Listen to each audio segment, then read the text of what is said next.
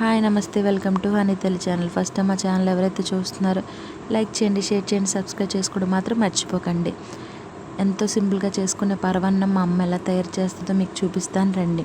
ఫస్ట్గా ఒక కప్తో కొబ్బరికాయ ముక్కలు తీసుకొని అవి ఏమో కట్ చేసి మిక్సీలో వేసి అవి కొంచెం గుండలు అయిన తర్వాత అవి తీసుకొని పక్కన పెట్టేయడమే. తర్వాత ఒక గ్లాస్తో బియ్యం తీసుకొని శుభ్రంగా వాష్ చేసేసి 2 గ్లాసులు నీళ్ళు వేసి పక్కన ఉంచుకోవాలండి.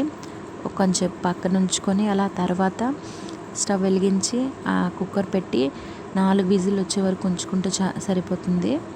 4 విజిల్ రాగానే ఒక పాలు ప్యాకెట్ తీసుకొని ఆ పాలు ప్యాకెట్లో సగం పాలు మనం మరగబెట్టుకోవాలి. మరగబెట్టుకున్న తర్వాత అవి మరుగుతూ ఉన్నప్పుడే మనం ఏం చేయాలంటే అవి మరుగుతూ ఉండగానే కొబ్బరి తీసుకొని ఒక గిన్నెలో తీసుకొని సపరేట్గా పెట్టుకోవాలి. తర్వాత కొంచెం బెల్లం తీసుకోవాలి. ఆ బెల్లం కొంచెం చాకుతో దగ్గరగా కొంచెం కట్ చేసుకొని పక్కన ఉంచుకోవాలి.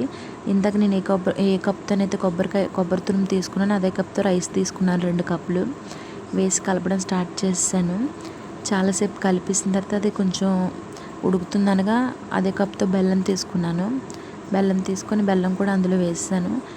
ఫస్ట్ అయితే మనం చెప్పాను కదండి, కొబ్బరి తురుము చేసాం కదా, ఆ కొబ్బరి తురుము మళ్ళీ దాంట్లోనే వేసాను. అది కొంచెం ఉడుకుతుంది, దగ్గరికి వచ్చింది అన్న తర్వాత కొంచెం యాలక్కాయ పౌడర్ కూడా వేసాను. కొంచెం ఒక 2 నిమిషాలు అలాగ ఉడికిన తర్వాత అలా ఉడకనివ్వాలండి. కొంచెం కలుపుతూ ఉండాలి, ఎందుకంటే కింద మాడిపోతుంది. అలా కలుపుతూ అంటే మనం బెల్లం వేసాక కింద అడుగు పట్టడం మాత్రం స్టార్ట్ అవుతుంది, అందుకే కొంచెం కలుపుతూ ఉండాలి. అలా కలుపుతూ ఉండగా ఇంకా దగ్గర అయిపోయిన తర్వాత బాగా నా దగ్గర ఉన్న కొంచెం సాల్ట్ వేసాను. టేస్ట్ బాగుంటుంది, కొంచెం ట్రై చేయండి. ఇంకొకటి అంతేనండి, అయిపోయింది. లాస్ట్లో ఇంకా హనీకి పరమాన్నం వేసి గిన్నెతో ఇస్తే తనకి తీపి ఇష్టం ఉండదు, కానీ ట్రై చేసింది తినడానికి.